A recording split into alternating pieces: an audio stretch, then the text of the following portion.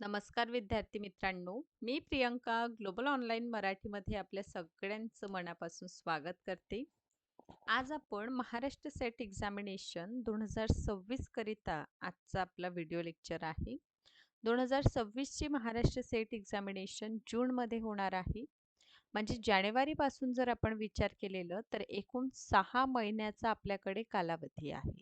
So या 6 महिन्यामध्ये आपल्याला इतिहास विषयातून अभ्यास कसं करायचं आहे लक्षात घ्या. महाराष्ट्र सेट एक्झामिनेशनमध्ये कॉमन पेपर आहे पेपर 1 आणि सोबतच सब्जेक्टिव्ह जे विद्यार्थी मित्र पेपर 2 इतिहासमधून महाराष्ट्र सेट एक्झामिनेशन देत आहे अशा सगळ्या विद्यार्थी मित्रांसाठी आजचा हा व्हिडिओ लेक्चर खूप महत्त्वाचा आहे. यामध्ये आपण जाणून घेऊया की इतिहास विषयातून आपण अभ्यास कसं करायचं, अभ्यास करताना काय नियोजन असावं, बुक लिस्ट आपण कुठलं ठेवायला हवं, अभ्यासाचं तास किती असावं, पेपर 1चं किती महत्त्व आहे, किंबहुना पेपर 2 अभ्यास करीत असताना 10 युनिटपैकी कुठलं असं युनिट आहे, कुठलं असं घटक आहे, ज्यांवरती आपल्याला जास्त फोकस करण्याची आवश्यकता आहे. हे सगळं जाणून घेण्यासाठी आजचा व्हिडिओ लेक्चर आपल्याला शेवटपर्यंत बघायचा आहे. लक्षात घ्या मित्रांनो, पर्टिक्युलर पेपर 2 हिस्ट्री जे आहे यावर 100 प्रश्न विचारले जाणार. 100 क्वेश्चन राहणार आणि 200 गुण. ठीक आहे. आणि हे क्वालिफिकेशन जे आहे कट ऑफ बेस होणार. आता टोटल ओव्हरऑल विचार केलं तर 100 गुण हा पेपर 1 साठी आहे. 300 गुणांसाठी परीक्षा होणार आहे आणि या 300 पैकी आपल्याला मॅक्सिमम आपण म्हणू शकतो की आपल्याला स्कोर करायचा आहे.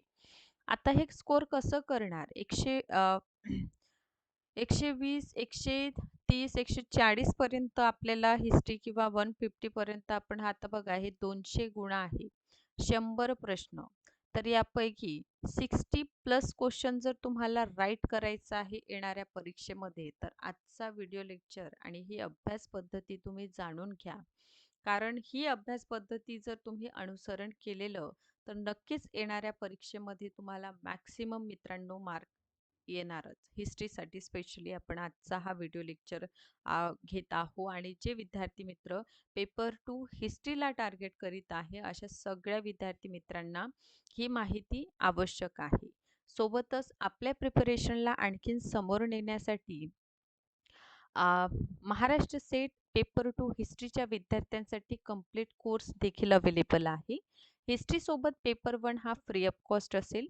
डेली तुम्हाला 5 वाजता सेशन लाईव्ह असेल ज्यातून कुठलंही तुम्हाला डाऊट आहे ते क्लिअर होणार. रेकॉर्डेड पाहिजे तितक्यादा तुम्ही बघू शकता. 10 युनिट आहे हिस्ट्रीच्या तर त्यावर आधारित नोट्स आपल्याला मिळेल. सो कुठलंही बुक लिस्ट वापरण्याची तुम्हाला नक्कीच आवश्यकता नाही. युनिट वाईज MCQs तुम्हाला यामध्ये प्रोव्हाइड केले जाईल. 20 पेक्षा अधिक मॉक टेस्ट, 100 प्रश्न आणि 200 गुणांसाठी मित्रांनो हे काय होणार आहे? मॉक टेस्ट होणार आहे. ओके. 6 वर्षाचं PYQ विथ डिटेल सोल्युशन आणि 1 वर्षाच्या व्हॅलिडिटी सोबत हा कोर्स अवेलेबल आहे. नवीन बॅच आपण सुरू करीत आहोत 19 जानेवारीपासून. सो हे बघा हे ऑफिशियल्स नंबर्स आहे यावर कॉन्टॅक्ट करा. कोर्स जॉईनिंगची फीस 8,000 आहे आणि 1 इयर व्हॅलिडिटी तर असेलच आणि पेपर 1 फ्री ऑफ कॉस्ट आहे. सो दोनही पेपरचे इथे आपल्याला अभ्यास होताना दिसून येईल. अभ्यासाचं नियोजन किंवा अभ्यास कशा पद्धतीने आपण येणाऱ्या 2000 आता लक्षात घ्या टार्गेट ठेवा आपलं जून 2026 ची एक्झामिनेशन. आपलं पहिला अटेम्प्ट असेल, दुसरा असेल किंवा यापूर्वी परीक्षा दिली तरी तुम्ही क्वालिफाय झालं नाही. ह्या सगळ्या गोष्टी आता इथे बाजूला सोडायचं आणि फक्त आपलं टार्गेट ठेवायचं की या वर्षी म्हणजे 2026 ची जी महाराष्ट्र सेट परीक्षा आहे ती मला क्वालिफाय करायचं आहे म्हणून. त्यासाठी काही महत्त्वाच्या गोष्टी तुमच्याकडे असणं फारच गरजेचं आहे. त्यापैकी एक म्हणजे जी परीक्षा आपण देत आहोत त्याची कंप्लीट इन्फॉर्मेशन आपल्याला माहीत असावं, की ही एक्झामिनेशन कशी आहे, कशा पद्धतीने होतं. ऑफलाईन एक्झामिनेशन असेल, OMR बेस असेल म्हणजे जे 4 ऑप्शन असतं म्हणजे मल्टिपल वस्तुनिष्ठ स्वरूपाचं प्रश्न यामध्ये असतं टोटल सिलॅबस पेपर 1, पेपर 2चं असतं. आता आज आपण पेपर 1 विषयी बोलू नाही. कारण पेपर 1 विषयी मी कालच एक व्हिडिओ तुम्हाला complete information Maharashtra set examination काय आहे, कशा पद्धतीने आपण ही परीक्षा द्यायला हवी त्याविषयी डिटेल सांगितलेलं आहे. तर तुम्ही ते नक्कीच बघा. स्पेशली पेपर 2 विषयी आज आपण बोलत आहोत. तर पेपर 2 मध्ये काय करावं? सो पेपर 2 मध्ये सगळ्यात पहिले आपला विषय आहे मित्रांनो हिस्ट्री. बरोबर? तर सगळ्यात पहिले याचं अभ्यासक्रम बघा. काय आहे अभ्यासक्रमामध्ये? सो अभ्यासक्रम जेव्हा तुम्ही बघणार तुमच्या लक्षात येईल की टोटल आहे 10 युनिट.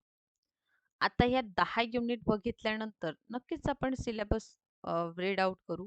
सो याला डिवाइड करून घ्या. सुरुवातीच्या 3 युनिट जे आहे त्या प्राचीन इतिहासावर आधारित आहे. हे लक्षात घ्या. मॅक्सिमम क्वेश्चन या भागातून येतात परीक्षेमध्ये.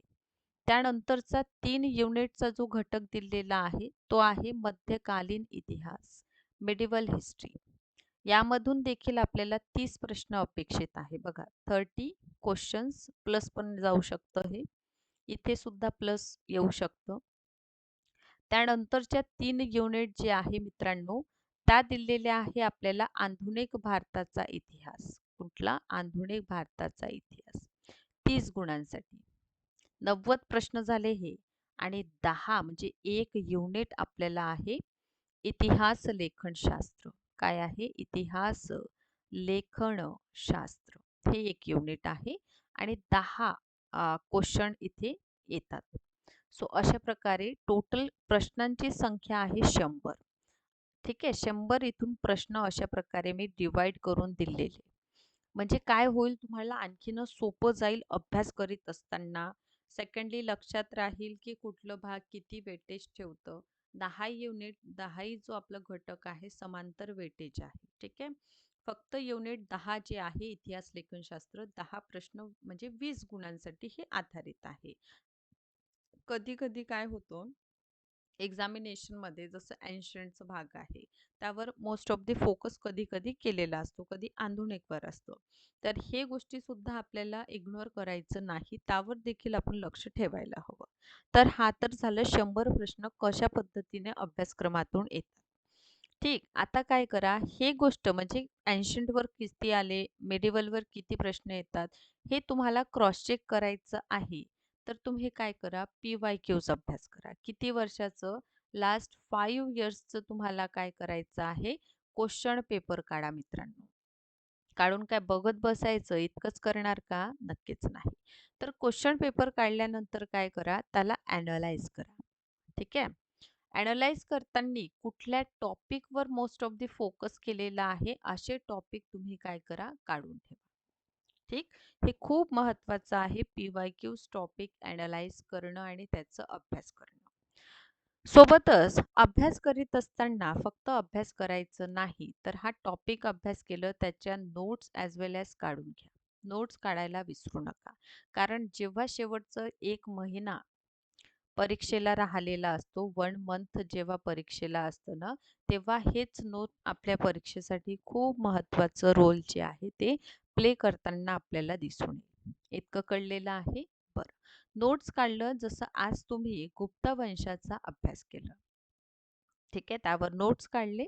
तर सोबतच MCQ प्रॅक्टिस सोडायचं नाही. कारण अल्टिमेटली जी परीक्षा आपण देत आहोत महाराष्ट्र सेट एक्झामिनेशन आणि 2026 ची परीक्षा ही 41 क्रमांकाची आपली परीक्षा असणार आहे आणि यामध्ये प्रश्न वस्तुनिष्ठ स्वरूपाचे असेल, त्यामुळे मॅक्सिमम MCQ प्रॅक्टिस तुम्ही करा. आणि जसं सोमवारपासून तर शुक्रवारपर्यंत जर तुम्ही अभ्यास केलेला, तोच घटक तुम्ही काय करा, सॅटरडे किंवा संडेला तुम्ही रिव्हिजन करा. कारण रिव्हिजन हे आपल्या परीक्षेमध्ये एक्झाम क्वालिफाय होण्यासाठी रिव्हिजनचं एक महत्त्वाची भूमिका असतं. प्रत्येक गोष्टी बारीक-सारीक गोष्टी जी आहेत त्यांवर तुम्ही फोकस करा आणि पेपर 2 चा अभ्यास जर तुम्ही या पद्धतीने अनुसरण केलेलं, तर 6 मंथमध्ये तुम्ही ही एक्झामिनेशन क्वालिफाय 100% होऊ शकता. ठीक आहे. आणि ह्याच तुमच्या प्रिपरेशनला आणखीनच समोर नेण्यासाठी हा कोर्स आहे मित्रांनो. ज्यामध्ये या सगळ्याच गोष्टी तुम्हाला अवेलेबल आहे. ऑफिशियल नंबर्स मी दिलेले आहे. त्यावर तुम्ही कॉन्टॅक्ट करा आणि कोर्सला जॉइन करा. ठीक आहे.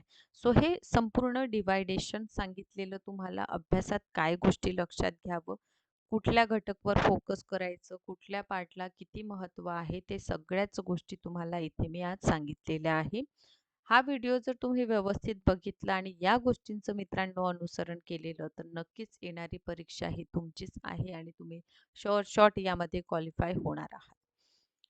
अशाच प्रकारे व्हिडिओ लेक्चर बघत राहा. व्हिडिओ आवडला असेल तर नक्कीच लाईक करा. चॅनलवर नवीन आहात तर सबस्क्राईब करा आणि अशाच पद्धतीने व्हिडिओ लेक्चर बघत चला. Thank you so much.